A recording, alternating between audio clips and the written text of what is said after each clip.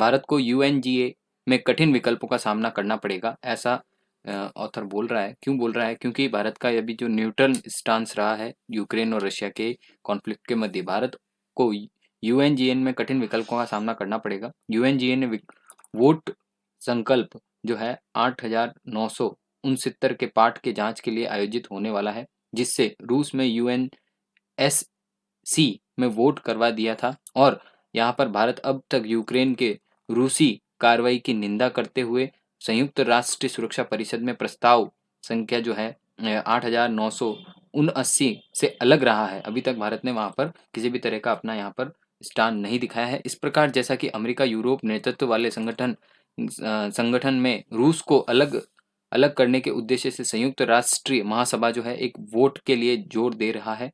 भारत को ठीक कठिन विकल्पों का सामना यहाँ पर करना पड़ रहा है, क्योंकि भारत की जो है मित्रता अमेरिका के साथ भी है और भारत की पूर्व से मित्रता जो है, घनिष्ठ मित्रता जो है वो रूस के साथ भी बनी है। और यहाँ पर अगर सीधा स्टैंड देखा जाए तो अमेरिका का साथ ना देने पर भी तकलीफों का सामना होता है और रूस का साथ ना देने पर भी वह हमारा ऐसा मित्र है जो हमारे हर बुरे वक्त में हमारा साथ देने वाला है। तो हम उसी स्टैंड को देखते हुए यहाँ पर भारत का रुख दिखाया गया है।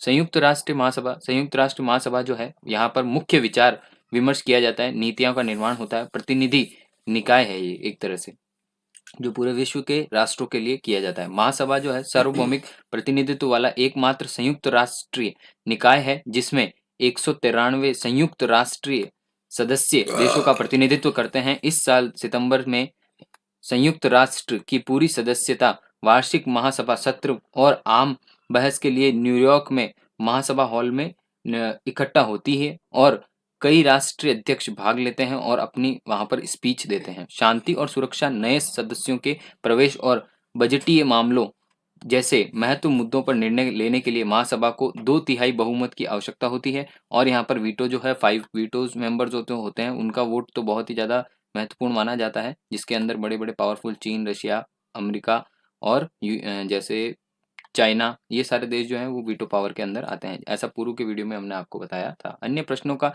निर्धारण साधारणतः बहुमत से ही होता है। जहाँ पर अगर कोई प्रश्न या वीटो लाया जाता है तो उसके अंदर आपको पता लगता है कि सामान्य बहुमत अगर होगा तो ही वो वीटो पास होता है और वीटो के अंदर पावरफुल का होना बहुत जरूरी है। महासभा का अध्यक्ष का चुनाव हर साल 1 साल में कार्यकाल के लिए महासभा द्वारा चुना जाता है। इन्हीं देशों के सदस्यों में से किसी एक देश के सदस्य को यहाँ पर महासभा का सदस्य चुना जाता है, अध्यक्ष चुना जाता है। जिस तरह से यहाँ पर अगर देखें संयुक्त राष्ट्र महासभा की मुख्य समिति जो है प्रत्येक सदस्य राज्य में प्रत्येक समूह मुख्य समिति और कोई भी अन्य समिति जो बन सकती है, एक प्रतिनिधि हो सकता है जिस पर सभी सदस्य राज्यों को भाग लेने का अधिकार है। इन समिति को सलाहकार, नीति तकनीकी सलाहकार, विशेषज्ञ सदस्यों देशों द्वारा नियुक्त समान रैंक के अन्य सदस्यों से भी शामिल होते हैं। तो यहाँ पर महासभा में जो फॉरेन सर्विस, हमारे इंडिया से जो फॉरेन सर्विस के लिए जो भी ब्यूरोक्रेट्स होते हैं वो वहाँ पर इंडिया का रिप्रेजेंटेटिव करते हैं और प्रधानमंत्री के और राष्ट्रपति के द्वारा जो भी बातें उनको सलाह पूर्वक ली जाती है और वही बातें वो वहाँ पर स्पीच के अंदर वहाँ पर नेतृत्व में भारत का स्टांस क्लियर करते हैं। महासभा के लिए एक 6 प्रमुख समितियों द्वारा समझौता प्रस्ताव तैयार किया जाता है। तो यहाँ पर 6 समितियां होती है। पहली समिति होती है निरस्त्रीकरण और अंतर्राष्ट्रीय सुरक्षा जो होती है उसके ऊपर है। दूसरी समिति आर्थिक एवं वित्तीय, तीसरी समिति सामाजिक, मानवीय एवं संस्कृति, चौथी समिति जो विशेष नैतिक और औपचारिक निवेशीकरण की है और पांचवी यहाँ पर प्रशासनिक एवं बजटीय है, छठी यहाँ पर कानूनी है। 6 समितियां यहाँ पर टोटल होती है यूएन की, ये हमने आपको इसके अंदर बताने का प्रयास किया। अन्य समितियां कौन कौन सी है? अन्य समितियों में यहाँ महासभा और समिति की उपलब्धियों का यहाँ पर आकलन करने के लिए प्रत्येक सत्र में नियमित अंतराल में यहाँ पर बैठक कराई जाती है। उन प्रगति पर सुधार के लिए यहाँ पर सिफारिशें पेश करता है। महासभा के अध्यक्ष सभा के 21 उपाध्यक्षों और कुछ 6 समिति के अध्यक्षों को इस निकाय में निर्माण करते हैं और सुरक्षा परिषद में 5 सदस्य जो हैं वो उप स्थायी सदस्य जो होते हैं, जो मैंने आपको बताया वीटो पावर का प्रयोग करते हैं, वो काम करते हैं। प्रत्येक समिति होती है, इसका अधिवेश जो सदस्य राज्यों के प्रतिनिधियों का साख की जांच करता है और महासभा की रिपोर्ट कराता है। तो इस तरह से संयुक्त राष्ट्रीय चार्टर्ड क्या होता है और चार्टर्ड के अंदर महासभा के पास में निम्न अधिकार हैं। संयुक्त राष्ट्र के बजट सदस्य के साथ ही सदस्य राज्यों के बजट अनुमान पर विचार करता है और उनका अनुमोदन करता है। सुरक्षा परिषद में गैर स्थायी सदस्यों के साथ में अन्य संयुक्त राष्ट्र परिषद और संयुक्त संस्थानों के सदस्यों का चुनाव करता है और सुरक्षा परिषद के प्रस्ताव को महासचिव को नामित करता है। तो यहाँ पर महासचिव का नामित करना भी यहाँ पर बताया गया है। निरस्त्रीकरण सहित अंतर्राष्ट्रीय शांति और सुरक्षा के लिए सहयोग के वैकल्पिक सिद्धांतों के विचार करता है और सिफारिश का प्रदान करता है। तो अंतर्राष्ट्रीय शांति और सुरक्षा के लिए प्रासंगिक किस पर मुद्दे पर चर्चा करता है, उस पर यहाँ पर सिफारिश करता है, जब तक कि सुरक्षा परिषद द्वारा पहले से ही किसी विवाद की स्थिति में चर्चा नहीं की जा रही हो। उसी अपवाद के साथ चार्टर के दायरे में या संयुक्त राष्ट्र के किसी भी अंग के साथ अधिकारियों और कार्यों को प्रभावित करने वाले किसी भी प्रश्न पर चर्चा करना, सिफारिशें प्रदान करना इसमें निर्धारित होता है। अंतर्राष्ट्रीय राजनीतिक सहयोग के बढ़ावा देने के लिए अंतर्राष्ट्रीय कानून के विकास, संहिताकरण, मानवीय अधिकारों, मौलिक स्वतंत्रता की प्राप्ति और आर्थिक, सामाजिक, मानवीय, सांस्कृतिक, शैक्षिक, स्वास्थ्य क्षेत्रों में अंतर्राष्ट्रीय सहयोग का अध्ययन शुरू करना, इसकी सिफारिशें करना इस समिति में आता है। भारत की यूक्रेन की दुविधा का जो विश्लेषण किया गया है, भारत ने यूएनएससी की उस प्रस्ताव को परहेज किया जिसमें यूक्रेन के खिलाफ रूसी सैन्य कार्रवाई की निंदा करने का आह्वान किया गया था, लेकिन इसने रूसी कार्रवाई के प्रति अपनी चिंता को लिखित में नोट किया। यूक्रेन के खिलाफ रूसी हमलों के सवाल पर नई दिल्ली में सूक्ष्म रूप से मास्को समर्थक रुख अपनाया गया।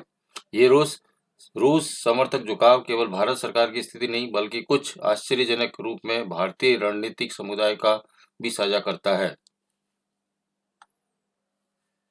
रूस की ओर झुकाव है क्योंकि रूसी आक्रामकता की निंदा करें और रूसी आक्रामकता का समर्थन करें, रूसी आक्रामकता पर चुप रहे या नाराजगी व्यक्त करें, निंदा की कमी, कूटनीतिज्ञों का आह्वान करें।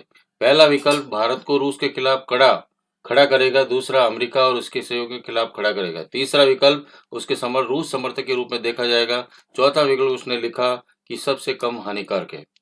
रूस की विरोधता अमेरिका और पश्चिम के लिए समस्या है, भारत के लिए ही नहीं।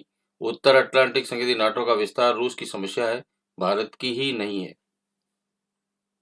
भारत की समस्या चीन है और उसे चीन की समस्या को निपटने के लिए अमेरिका और पश्चिमी यूरोप और रूस दोनों की जरूरत है।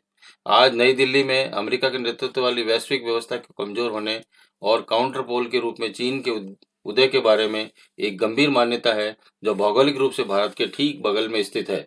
समसामयिक भारतीय रणनीति की वेल्टनस्टॉन्ग ने एक उभरता हुआ द्वैतवाद और एक महाद्वीपीय क्षेत्र की दुर्दशा को जो चीन और पाकिस्तान के अतिरिक्त दबाव से जूझ रही है और तालिबान के नेतृत्व वाले अफगानिस्तान ऐसे रणनीतिक दबावों पर बढ़ा रहा है, एक समुद्री क्षेत्र का उदय है जो उसी से बाहर निकालने का अवसर भी प्रस्तुत करता है। नई दिल्ली में अपनी महाद्वीपीय कठिनाइयों को प्रबंधन करने के लिए मास्को की सहायता की आवश्यकता है, चाहे वह रक्षा आपूर्ति के माध्यम से हो, मध्य एशिया में वापसी मदद करना हो, या संघाई सहयोग संगठन के साथ एक काम करना हो, या अफगानिस्तान में सहयोग के अवसरों की खोज करना हो।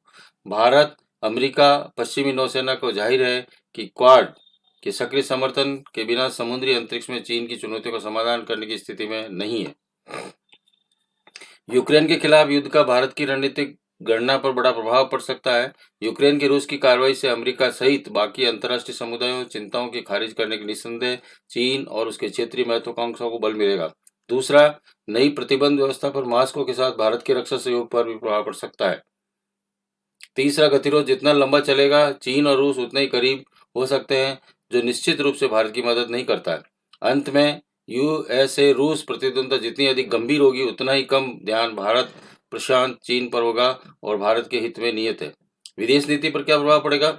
एक शत्रुतापूर्ण पड़ोस में स्थित एक देश का भयानक स्थिति का सबसे अच्छा उपयोग करने की कोशिश कर रहा है। इसका मतलब यह है कि आगे जाकर भारत की प्रमुख शक्ति या अग्रणी शक्ति बनने की क्षमता कम हो गई है। इसलिए हमें वैश्विक रणनीतिक विकास पर दृढ़ स्थिति की बजाय नई दिल्ली से एक मध्यम मार्ग के उपाय की अपेक्षा करनी चाहिए।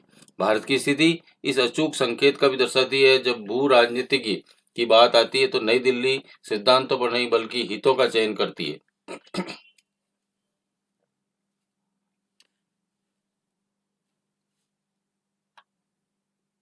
विदेश नीति पर क्या प्रभाव है? फॉरेन पॉलिसी पर क्या प्रभाव पड़ेगा?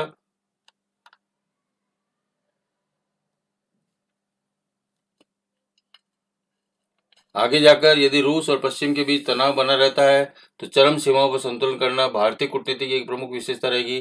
भारत शायद पहले से इस कला को महारत हासिल कर रहा है।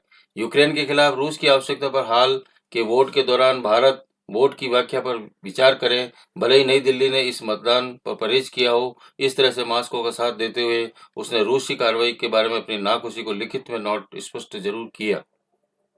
Next. सामरिक स्वायत्तता क्या है? भारत की सामरिक स्वायत्तता के पीछे कुछ समय से दबाव है।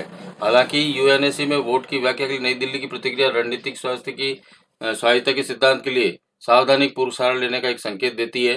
भारत चेतावनी भरे बयान देगा और किसी भी पार्टी द्वारा दबाव में नहीं डाला जाएगा।